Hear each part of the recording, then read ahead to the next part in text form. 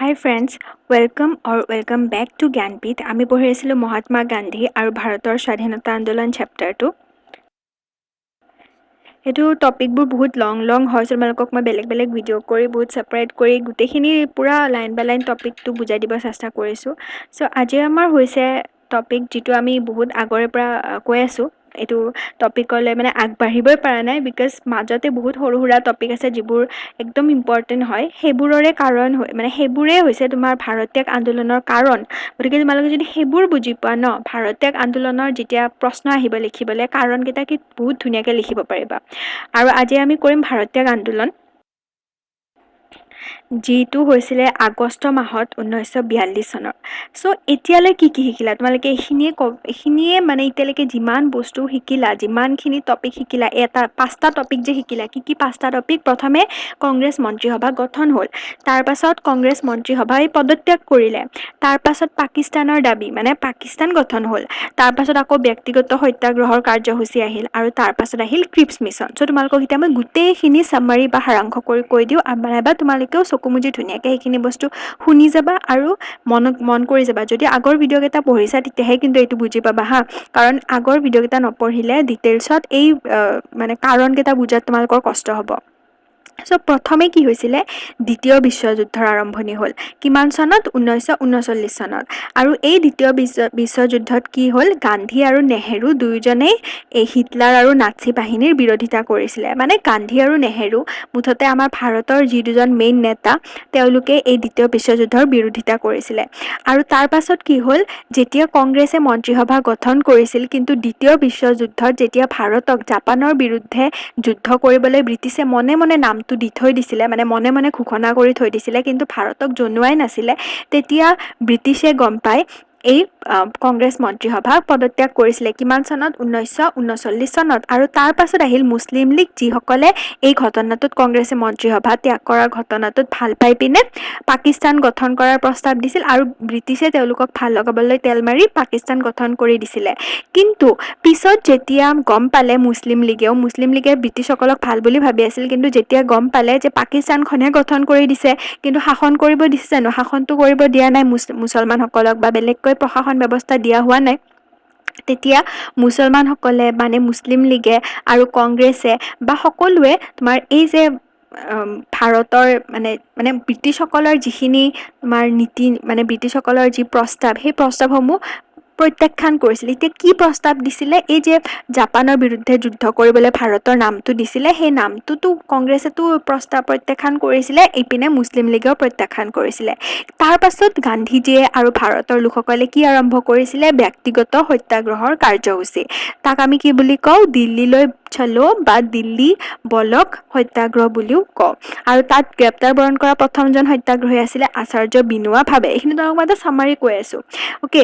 আৰু তাৰ পাছত কি আহিল? ক্ৰিপছ মিছন আহিল। এতিয়া ক্ৰিপছ মিছনে কি কৰিলে চোৱা, ব্ৰিটিছৰ সেই সময়ৰ যিটো ইংলেণ্ডৰ দল বা ইংলেণ্ডত যোনে ৰাজত্ব কৰি আছিল, সেই দলটোৰ নাম আছিলে শ্ৰমিক দল। তোমালোকে যেতিয়া ভাৰতীয় গণতন্ত্ৰ চেপ্টাৰটো পাবা, তাত গম পাবা যে শ্ৰমিক দলৰ কাৰণে আচলতে আমাৰ ভাৰতখনে স্বাধীনতা পাবলৈ সক্ষম হৈছে, কাৰণ ব্ৰিটিছৰ ইংলেণ্ডৰ যিবোৰ চৰকাৰ, সেই চৰকাৰবোৰে ভাৰতক ভাল নাপায়, কিন্তু শ্ৰমিক দলে যিটো চৰকাৰ গঠন কৰিছিলে, শ্ৰমিক দলে ইংলেণ্ডত, সেই ব্ৰিটিছ চৰকাৰখন অলপমান ভাল আছিল বাকী কেইখনতকৈ তুলনামূলকভাৱে, আৰু ভাৰতক অলপ হ'লেও শিথিলতা প্ৰদান কৰা বা অলপ হ'লেও তোমাৰ কি বুলি কয় আৰু ভাল পাইছিল আৰু। গতিকে যেতিয়া শ্ৰমিক দল ক্ষমতালৈ আহিল, তেতিয়া ভাৰতক স্বাধীনতা দিম বুলি ক'লে আৰু ক'লে যে আমাক যুদ্ধত হেল্প কৰক, সেনেকে ক'লে। ভাৰতেও ভাল পালে, কিন্তু সেই সময়ৰ শ্ৰমিক দলৰ যিজন প্ৰধানমন্ত্ৰী বা ব্ৰিটিছৰ যিজন প্ৰধানমন্ত্ৰী, তেওঁ আছিলে উইনষ্টন চাৰ্চিল। অ'কে, কি নাম আছিলে? Winston Churchill.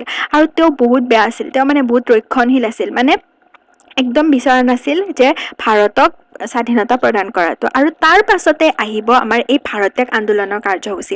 কি হ'ল, এই যে উইনষ্টন চাৰ্চিল, তেওঁৱেই কি পঠাইছিলে? আমাৰ ভাৰতলৈ ক্ৰিপছ মিছন পঠাইছিলে। কিমান চনত? 1942 চনত। আৰু কিয় পঠাইছিলে?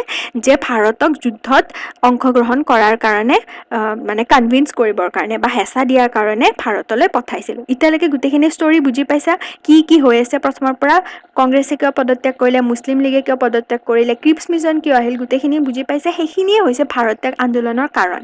এতিয়া চোৱা ক্ৰিপছ মিছন যে ভাৰতলৈ আহিল, তেতিয়া ক্ৰিপছ মিছনে ভাৰতক এনে আগৰবাৰৰ দৰে বিশ্বাসঘাতকতা কৰিব বিচাৰিছিলে, মানে যুদ্ধত ফাৰ্ষ্টতে খটুৱাই ল'ব আৰু তাৰ পাছত স্বাধীনতা নিদিয়াকৈ আকৌ যেতিয়া জিকিব আকৌ ৰাজত্ব কৰি থাকিব, সেনেকে বিশ্বাসঘাতকতা কৰিম বুলি ভাবিছিল।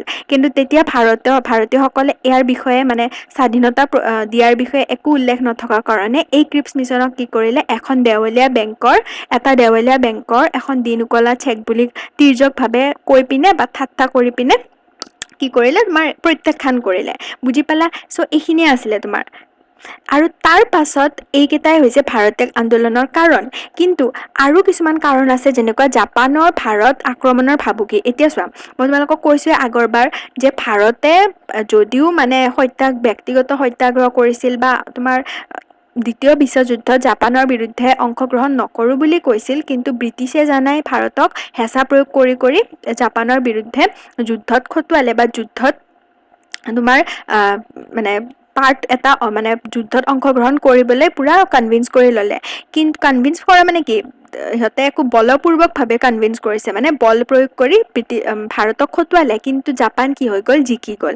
আৰু জাপান জিকাৰ ফলত ব্ৰিটিছসকলৰ ভয় লাগিল আৰু ভাৰতৰো ভয় লাগিল, কাৰণ ভাৰতক কি বুলি গণ্য কৰি আছে জাপানে, শত্ৰু বুলি। কাৰণ ভাৰতে দ্বিতীয় বিশ্বযুদ্ধত জাপানৰ বিৰুদ্ধে তোমাৰ অংশগ্ৰহণ কৰিছিলে। গতিকে ভাৰত আৰু ব্ৰিটিছ দুয়োটাই কি আছিলে, জাপানৰ শত্ৰু।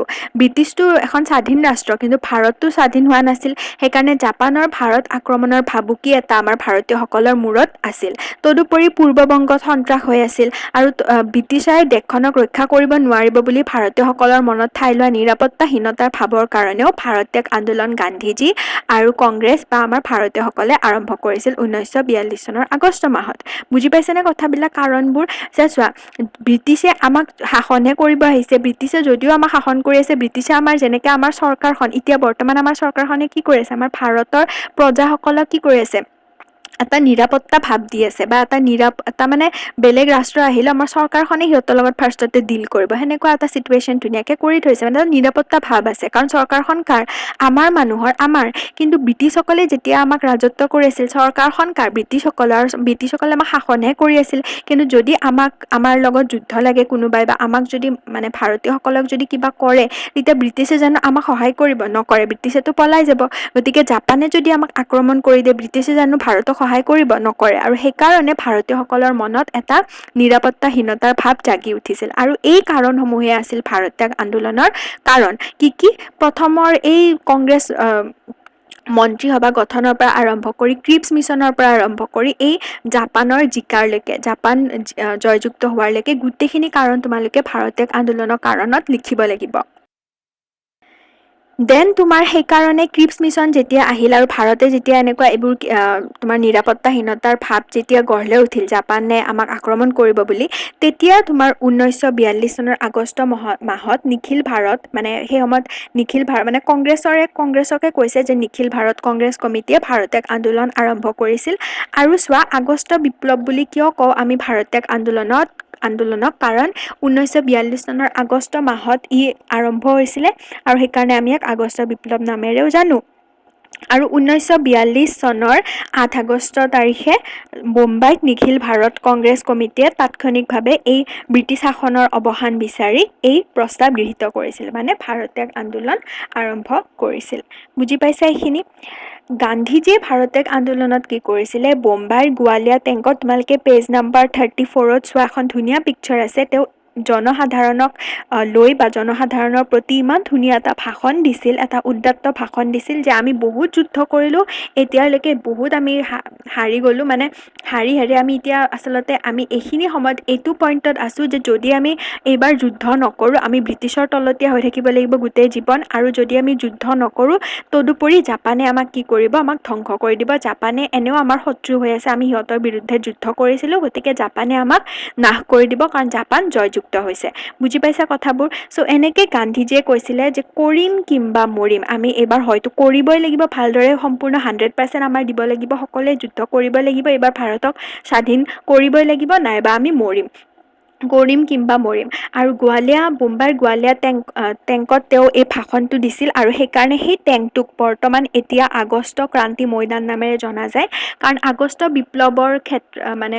বিপ্লৱৰ কাৰণে বা ভাৰত ত্যাগ আন্দোলনৰ কাৰণে তেওঁ সেই টেংকত ভাষণ দিছিলে আৰু সেইকাৰণে সেই ময়দান আমি এতিয়া বৰ্তমান সেই ঠাই টুকুৰাক আমি আগষ্ট ক্ৰান্তি ময়দান নামেৰে জানো। বুজিলা এইখিনি কথা গোটেইখিনি? তাৰ পাছত আহিল আমাৰ ভাৰত্যাগ আন্দোলনত কি কি হৈছিলে।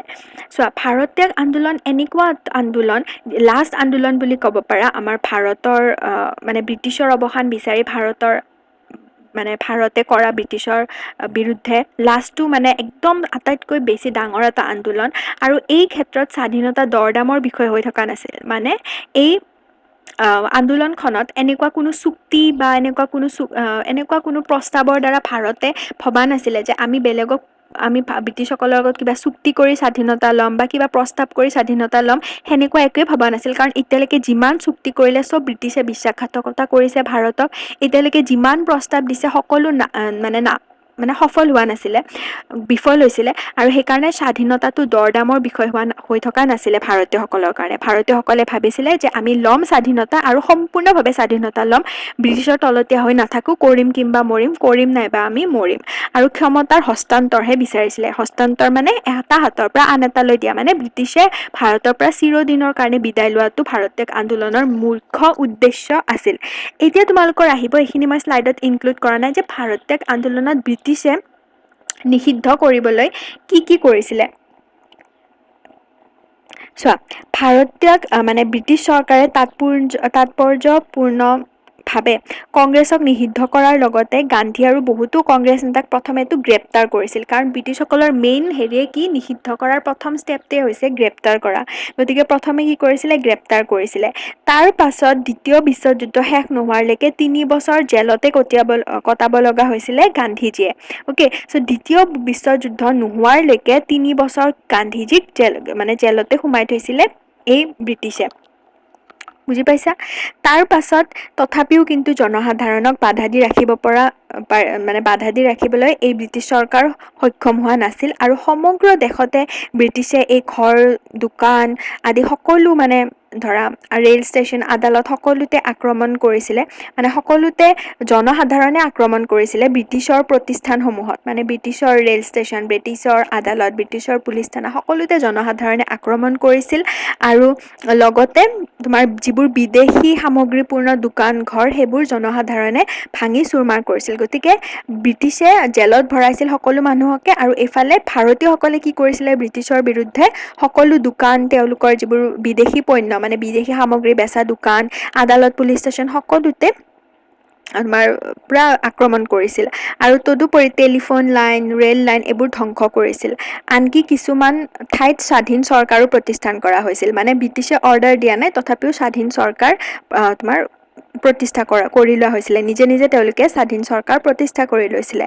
উত্তৰ প্ৰদেশ, বিহাৰ, বংগদেশ, বোম্বাই, উৰিষ্যা আৰু অন্ধ্ৰ প্ৰদেশত এই আন্দোলনে ব্যাপক ৰূপ ধাৰণ কৰিছিল। আৰু বালিয়া, সাতাৰা, দৰবাৰ, বালাচোৰ, তালচেৰ আদি ঠাই ব্ৰিটিছ শাসনৰ পৰা মুক্ত বুলি ঘোষণা কৰা হৈছিল। আৰু তাত নিজাকৈ চৰকাৰ গঠন কৰা হৈছিল। ব্ৰিটিছৰ অনুমতি অবিহনে তেওঁলোকে মানুহসমূহে নেতাসকলে নিজাকৈ চৰকাৰ গঠন কৰি লৈছিল, ব্ৰিটিছক আওকাণ কৰি। আৰু ব্ৰিটিছেও এই আন্দোলনটো ৰখাব পৰা নাছিল। আৰু এনেকৈয়ে ব্ৰিটিছৰ বিৰুদ্ধে এটা সৰ্ববৃহৎ এটা আন্দোলন গঢ় লৈ উঠিছিল। আৰু একদম লাষ্টৰটো আন্দোলন যিটো হৈছে ভাৰত্যাগ আন্দোলন, যাক আমি আগষ্ট বিপ্লৱ নামেৰে জানো। চ' বুজি পালা, ভাৰত্যাগ আন্দোলনত তোমালোকৰ কুৱেশ্যনটো আহিলে কি কি লিখিব লাগিব, কাৰণসমূহ, তাৰপিছত কি কি কৰিছিল, বিৰোধিতা কৰিবলৈ কি কি কৰিছিল, গান্ধীজীয়ে ক'ত ভাষণ দিছিল, কেনেকৈ জনসমাগম গোট খাইছিল, আৰু গান্ধীজীক যে 3 বছৰ 3 বছৰ গ্ৰেপ্তাৰ কৰা হৈছিল, তাৰ পাছত যে তেওঁ আকৌ আহিল, ভাৰত্যাগ আন্দোলন কৰিল, এই বস্তুসমূহ তোমালোকে, এই কথাসমূহ লিখিব লাগিব।